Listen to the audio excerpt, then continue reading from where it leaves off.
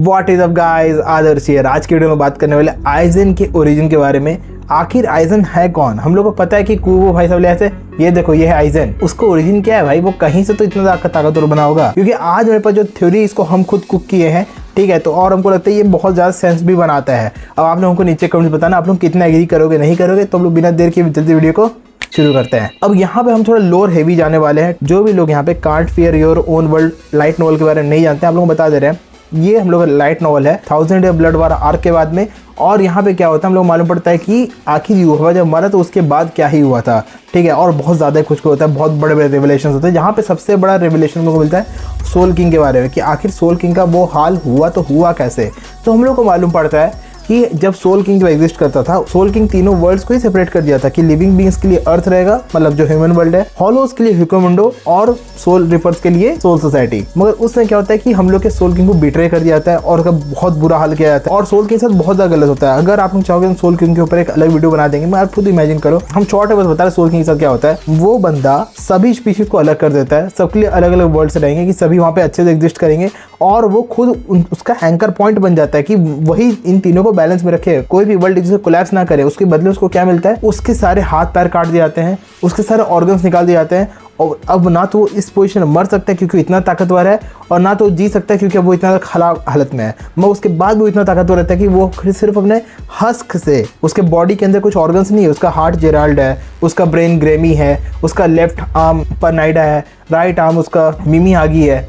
तो उसके body organs भी उसके पास नहीं है। उसके बाद भी वो इतना ताकतवर है कि वो तीनों ही वर्ल्ड्स को बैलेंस करके रखा हुआ है। तो अब यहाँ पे आप लोगों को थोड़ा सा और हम कुछ बताते हैं कि क्या होता है ना, जब टोकिनाडा फैमिली जब ये प्लान कर रहा होता है, उसमें जो इशिन क्लैन का हेड रहता है उस समय का, वो ये चीज़ बोलता है कि तुम लोग सोल के साथ ऐसा बिल्कुल मत करो, एक काम करो मैं उसकी जगह ले लेता हूँ। इस बात पे याद रखा। तो अब हम लोग आते हैं थोड़ा सा हम लोग प्रेजेंट के बीच में, जहाँ पे इचिगो से आइजन की लड़ाई होता है। वहाँ पे हम लोग को मालूम पड़ता है फाइनल गेट्सुगा टेंशो के बारे में, कि ये क्या टेक्निक है।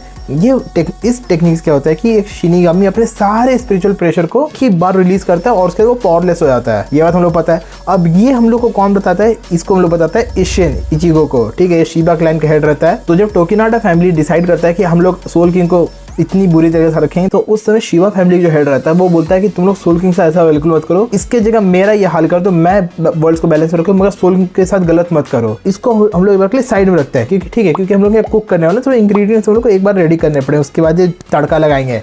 हाँ, तो अब देखो हम लोग आते हैं हम लोग के आइजन वर्सेस इचिगो की लड़ाई में, जहाँ पे हम लोग को फाइनल गेट्सुगा टेंशो के बारे में मालूम पड़ता है, जो कि इशिन बताता है कि एक शिवा क्लैन का टेक्निक है। तो इसमें क्या होता है कि एक शिनिगामी अपने सारे स्पिरिचुअल प्रेशर को एक ही बार रिलीज करता है, मगर यहाँ पे होता क्या है कि वो अपने सारे स्पिरिचुअल प्रेशर को एक बार लूज कर देता है। ये चीज़ क्लियर है? तो क्या हो, अगर आप लोग ये बोले कि हो सकता है, ठीक है, ये कहीं भी कंफर्म नहीं है, ये हम भी अपने ब्रेन स्टॉर्म किए हुए सब कुछ, क्या हो अगर आप लोग ये बोले कि शिवा क्लैन का जो उस समय हेड था, क्या पता वही इस टेक्निक क्रिएट किया हो। और सिर्फ इतना ही नहीं, उसका प्लान ये रहा होगा कि वो खुद का और जितने भी शिवा क्लैन के जो मेंबर्स हैं जो उसके साथ देने के लिए रेडी होंगे, उन सभी के पावर्स को एक ही बीइंग में, एक वेसल में इतना सारा रेयात्सु कंटेन करेगा, जो कि इतना वो वेसल इतना ताकतवर होगा कि वो तीनों ही वर्ल्ड को बैलेंस कर पाएगा, जो कि सोल किंग के लिए लोग इंटेंड कर रहे थे।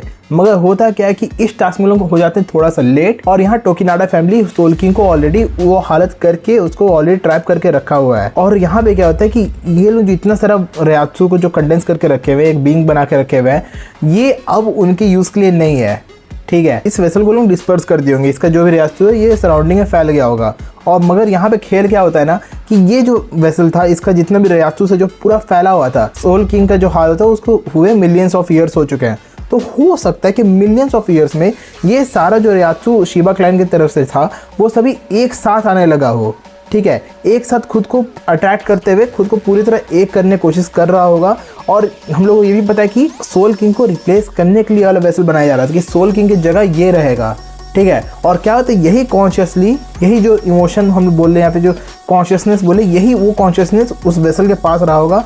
और ये सारा जो रेयात्सु जो पूरी तरह फैला हुआ था सब तरफ, वो पूरा एक साथ आके एक ही बार वो कॉन्शियसनेस गेन किया होगा, और ये हम लोग का आइजन रहा होगा, ठीक है। तो यहीं पर हम लोग को एक थोड़ा बहुत आइडिया मिल जाता है क्यों वो सोल किंग से इतना डिस्पाइस करता है, क्योंकि उसको लगता है वो राइटफुल प्लेस होल्डर है वहाँ का, ठीक। और दूसरा चीज़ ये कि आखिर आइजन के पास इतना ज़्यादा रेयात्सु कैसे है कि वो एक कैप्टन क्लास शिनिगामी के सिग्नेचर मूव को सीधे ही ये कर दे।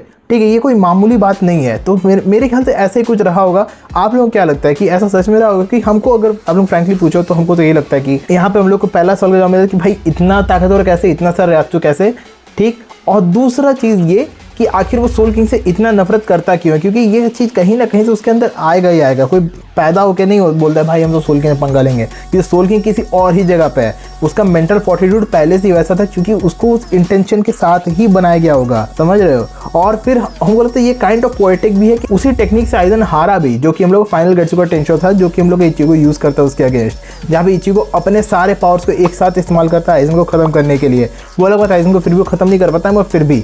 और यहाँ पे एक और फनी चीज़ बताएं, आइजन का फेल्ड एक्सपेरिमेंट ही उसके हार का कारण बनता है, क्योंकि हम लोगों को पता है कि जो हॉलो वाइट्स है जो इचिगो के अंदर में, वो आइजन का एक्सपेरिमेंट था। अगर आप लोगों को जानना हो कि आखिर आइजन का ही एक्सपेरिमेंट उसके डाउनफॉल का कारण कैसे बना, तो हमको नीचे कमेंट्स में बताना।